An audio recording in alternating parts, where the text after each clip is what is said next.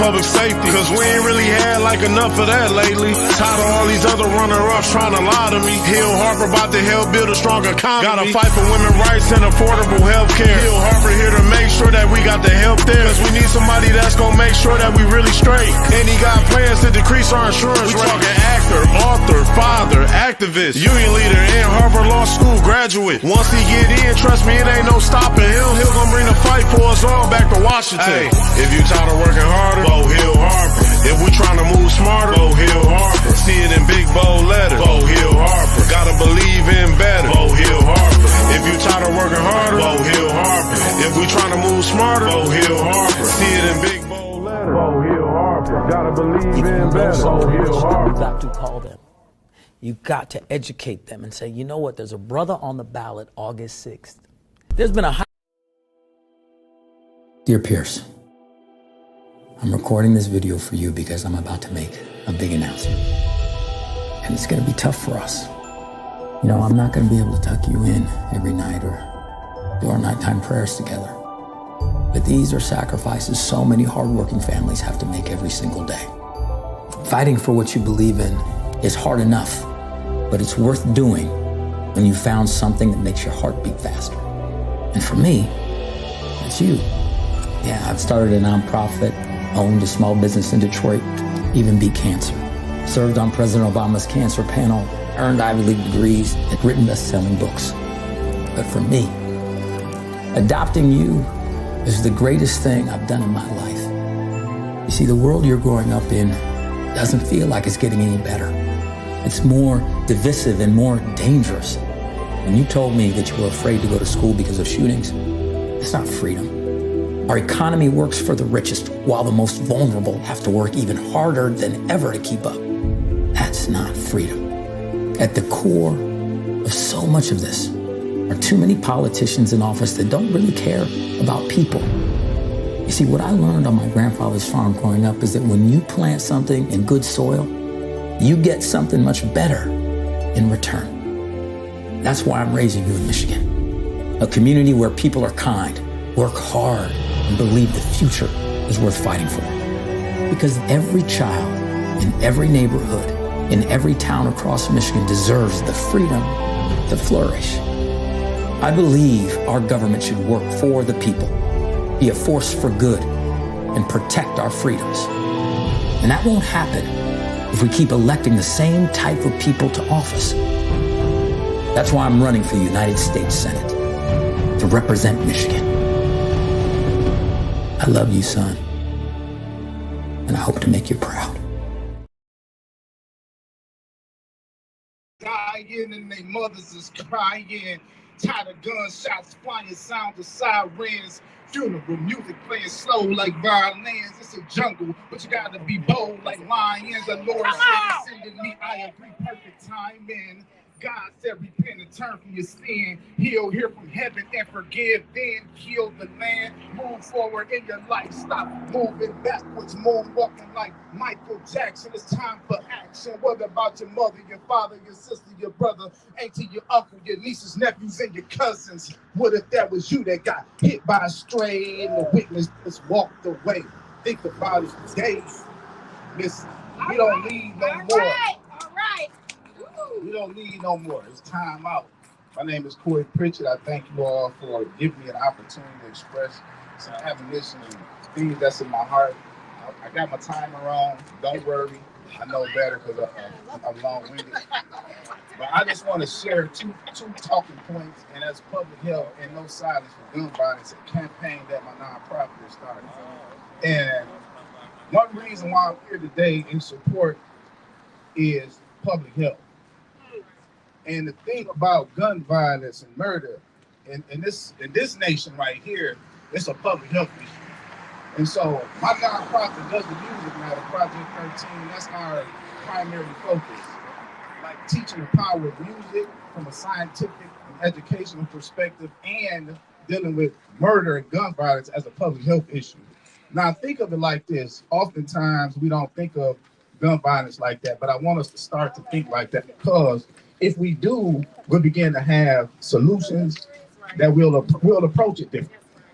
See, when you think gun violence is just, oh, that's just the way it is, and That's just how we are. And hey, it's just a black thing. It's a hood thing or whatever. It's really not a black thing. It's really not just a black thing. But I'm not gonna go there right now. So public health, it's an everybody thing. So gun violence is an everybody thing. Public health is when it comes to public health, that means this thing affects everybody in the public. Now, do you remember COVID? Everybody remember COVID, right? That was a public health issue, right? When it came to COVID, it affected everybody, right? Muslims, Christians, Buddhists, Hindus, black people, Mexican people, green people, everybody. So what happened when it came to the solution to addressing COVID? It took everybody, right? Hey, it's about two of y'all with me. Y'all following me? All right. So this is a public health issue. It's the same way we dealt with COVID. But what are some of the things we did? We stood 6 feet apart. We wore masks, right? We didn't shake hands as much. And when we did, we washed our hands more oftentimes than we did on a regular basis. Same thing. We have to come up with different approaches as a unit and begin to implement these approaches so that we can deal with this public health issue. The other thing about this being a public health issue I want to encourage you is the reality of a public health issue is that it can be eradicated and then prevented. I thought we got some hand claps on that. I'm excited about that one. I'm really excited about that one. See, because if you don't look at it as a public health issue, you won't look at it as being something that can be eradicated and then prevented. You're going to accept it and embrace it over and over again because of what you see. The woman of God just talked about speaking things that be not as though they were. All right? And so it's the same thing. Like we have to do the same thing. So we can overcome this thing because as a unit, we can do this. Now, no silence for gun violence. My time running on my timer. I know it's going to peak in 1 minute. No silence for gun violence is an anti-murder campaign that the nonprofit is running. We're trying to connect with any and everybody who can't stand murder. Any and everybody. If you can't stand murder, then this is for you. This is not some real deep, organized campaign. This is an educational campaign, awareness campaign. And so just keep your ears to the streets, keep your ears out. If you want to talk to me after I get done, I would love to talk to you, give you some information so we can connect on it. But the moral of the story is no silence for gun violence is encouraging individuals, entities, organizations, and young people and adults to begin to discourage murder. We don't discourage murder enough. And I think we do, but we don't. There's a lot of people that work with youth right now who listen to music that promote murder. So shame on you. So no silence for gun violence means, listen, we talking against that. Anything that got to do with murder, we hate it. We not accepting it. No silence. We talking about all the time. Talk about it in the barbershop. Talk about it to your nephew. Because his friend the one just shot somebody. No silence for gun violence. Stop listening to the music that's promoting murder. Shame on you. You working with the youth. You don't like the youth being murdered, but you get in your car and listen to that bull. No silence for gun violence. We can get positive music. We got a youth music group that we working on right now. We can do positive music, but that's what this is about. Okay? So no silence for gun violence. We discouraging murder in every facet, every chance we get. We're also creating opportunities and using music for a platform for young people to promote this here campaign. All right. So I would love to talk to anybody. When we get done, I like to be done before my beats go off. That way people can invite me back because I respect time and I respect other individuals. I have integrity and they go my time. So thank y'all. God bless y'all. All right. We have a friend who's here, and I want to bring him up. We decided to do this, less than a week ago. We were hearing about the gun violence. We have been talking about it. We've been talking to parents. I've been talking to moms who have been losing life to gun violence. The president of the State Board of Education. We've been talking to the parents of Oxford. And as you all look at the budget right now that's going to soon be signed by the governor, you should pay attention to that. But we knew that we needed to have this conversation because there's this conversation around lack of investment divestment, letting our communities cave in while other communities are being built up. And we're not saying we don't want other communities to be built up. We want ours too. We want our community and our life valued too. But I was on the phone maybe about 2 hours ago, 3 hours maybe now. And I said, he'll ask what we were doing. I told him what we were getting ready to do. He took a detour and said, I'm going to come up and I'm going to join you. And so happy that he came here to join us.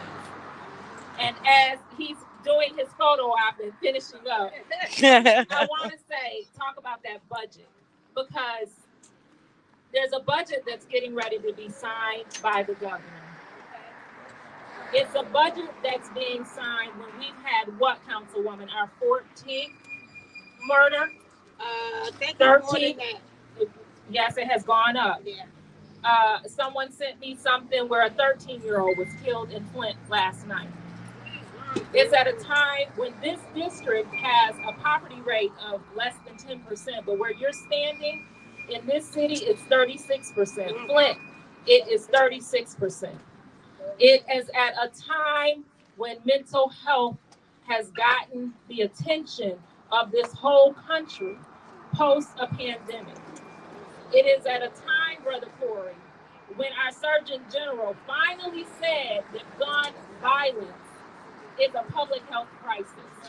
It's at a time when my State Board of Education told the legislature, told the governor, that they needed to keep mental health dollars. But I will tell you that mental health dollars in this budget that the governor's getting ready to sign is cut by 91%. We had a debate a few days ago. And my opponent, and I know you people are nice, but I'm going to say this because it is important. It's important because we continue to see gun violence increase. And we just heard how this is a crisis. We just heard how mental health plays a role in gun violence. We just saw on TV across this world, our president, Lord forgive me, our former president get shot at, yeah. Snatch that back, yeah. Snatch that back. Snatch it out the atmosphere. Snatch it out the atmosphere. Our former president get shot at. Mental health is a crisis. And we just had our state budget for school mental health cut by 91%. We will call out some calls to action because that needs to be addressed. That can't happen quietly while we see crime go up. A time when our Surgeon General and our Brother Corey has told us that gun violence is a public health crisis and we need the mental health supports and the dollars to fund those supports in order to address this issue. They cannot continue to devalue our lives. Change is about to come. And I want to introduce my brother, our future U.S. Senator, Hill Harper. Give it for Dr. Pamela Pugh. Listen, it is such a pleasure to be here at the corner of Genesee and Fulton. We are here in Saginaw. And when we talk about this issue, when we talk about leadership and what this means, when Dr. Pugh gets into the House of Representatives and I get into the U.S. Senate, she's able to craft a bill to deal with gun violence, to deal with community violence intervention, to actually fund programs that will help solve these issues. And then I could shepherd that bill that she sends to the Senate to make sure it stays there emboldened and we continue to fight. And this is why partnership is so important. And it's already been said, I'm going to be very, very brief because it's already been said by Mr. Pugh and others. Corey said it. But I just have to ask a question. What are we doing? What are we doing? We've almost normalized this life. I just heard someone saying, and it almost went by so quickly. Someone stood up with this very microphone said that she had taught for 32 years and had 16 kids die. And we act like, well, that's normal. Right. It's not normal. Right. It doesn't make sense. And for us to even think about normalizing that. Violence in this community is unacceptable. Violence anywhere is unacceptable. The number one cause of death of children today is gun violence. And we keep electing people that are more beholden to the NRA and the gun lobby than they are to stopping children from dying. My father was a mental health professional. He was a psychiatrist. He worked in the prison system. And he would always say to me, the definition of insanity was continuing to do the same thing over and over again, expecting a different result. So why do we keep electing the same type of representatives over and over and over again, expecting them to solve a problem that they haven't solved last year, the year before, the decade before, the decade before that? We need new leadership. We need Dr. Pamela Pugh in the House of Representatives. We need Hill Harper in the U.S. Senate. Come on. This is an imperative. And then Mr. Pugh broke it down. How do we do it? We do it by multiplying our vote. The question I said, what are we doing? I mean that not as a rhetorical question. I mean that as a question of action. And what I mean by that is, why do we have less than 10% turnout in our community across the state of Michigan? If we increased our turnout to 30%, I'm no math genius, Dr. Pugh, and I know you are. That means 3 out of 10. We would win every election across the state. Exactly. 3 out of 10 turnout. That's right. Yet we sit back, talk about the problems and the issues, yet don't want to grab our cousins, aunties, babies, grandma, say, I don't care, you're coming to the polls.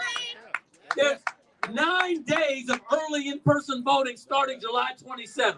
Yeah. You don't even need an ID to vote. You don't need to be 18 on August 6th. You need to be 18 by November 5th. Come on now. You can have a felony, probation, parole. You can be in jail awaiting trial. Virtually everyone in this state that's going to be 18 by November 5th can vote. And so if you're not taking people daily on those 9 days, rolling into this community and loading people into the car, you don't even need to know them. That's right. You say, are you going to be 18 by November 5th? Get in the car. Come on. You don't even have to ask if they're registered. You know why? Because they're same-day registration. Get in the car. Because there's an imperative to make that happen.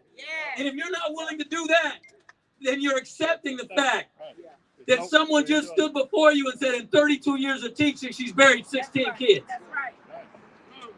You have no right to complain. You have no right to talk about it if you're not willing to look in the mirror and every day of early voting get at least 10 to 20 people into your car. It would take an hour and change of your day. And all of us can do it. And every single person here could do it. Every day of early voting, including election day. That's 10 days that you could basically, I call it Uber the vote. You Uber the vote. Meaning you become the Uber. You don't say, oh, please vote. You say, no, you're getting in the car and you're going to come with me. And maybe if you do it quickly, I'll buy you a sandwich on the way back to dropping you a little behind off. And they can't catch up with us then. And that is the way you change your representation. But watch this. Most of y'all won't do it. Most of y'all will come up with an excuse. We won't do it. On the 27th. We won't do it. And then on the 28th, you say, well, maybe I'll do it tomorrow. And then on the 29th, they'll say, well, Dr. Pugh is probably handling it. She got it covered. I heard she's doing real well. I heard she's ahead. We need everybody to turn out at least 10 to 20 people. It's as simple as that. We could be stopping cars right here saying, do you have this sign? Do you have this sign? Are you voting? It's as simple as that. It's unacceptable. We have to do this, and we can do this together. Because when we fight, we win. Say that word. When we fight, we win. Oh my God. Is that as loud as you're going to do it? How are you going to expect to actually do anything? You're going to like, when we fight, we win. When we fight, we win. You know, now they say I'm in. So. When we fight, we win. When we fight, we win. When we fight, we win. When we fight, we win. Let's go win this August 6th. All right. All right. That's it. That's it. It's simple. Takeaway messages. Yes. It's simple. Change don't come. That's it. It's simple. Get in the car. When we fight, We win.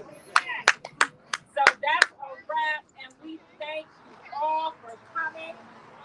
Let me say one thing. The moms Don't y'all ask me to do nothing if it ain't getting votes in the ballot. A We ballot thank in the the ballot. moms and the parents for sharing their stories. And we have to come together. We have to come together. This is an important election. And when is the election? August 6th. Okay, and please, that's the other piece. You have to educate people. Most people are thinking well into November.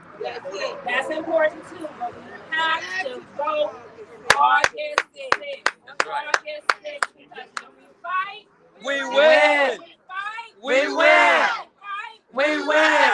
And get somebody to vote tomorrow. Thank you, everybody. Take the bus home.